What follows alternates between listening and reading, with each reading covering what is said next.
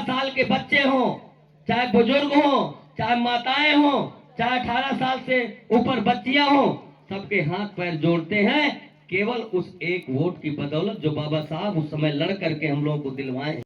अंग्रेजों के सामने कि वोट डालने का अधिकार उसको दिया जाए जो लगान भरता हो।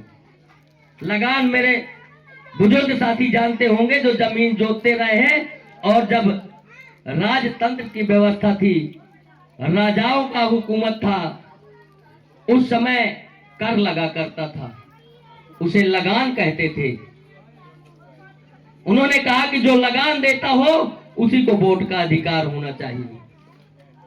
बाबा साहब ने फिर कहा कि मेरे इस दबे कुचले समाज के पास ना तो जमीन है, ना जायदाद है, ना कुछ है, कैसे हम लोग वोट डाल पाएंगे।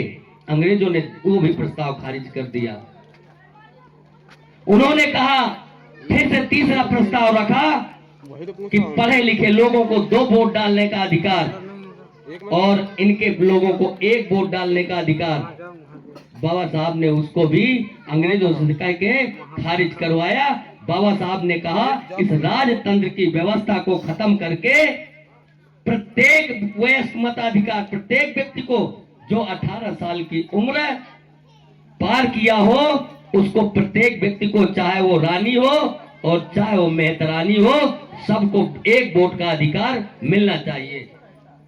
इस बात को अंग्रेजों ने समझा और समझने के बाद इस अधिकार को पारित कर दिया और उसको लागू कर दिया। सम्मानित साथियों, आज उसी अधिकार की बदौलत, आज उसी अधिकार की बदौलत हम लोगों के यहाँ, हम लोगों की बस्तियों में लोग आते हैं। हमारे चाहे 18 साल के बच्चे हों, चाहे बुजुर्ग हों, चाहे माताएं हों, चाहे 18 साल से ऊपर बच्चियां हों, सबके हाथ पैर जोड़ते हैं केवल उस एक वोट की बदौलत जो बाबा साहब उस समय लड़ करके हम लोगों को दिलवाए।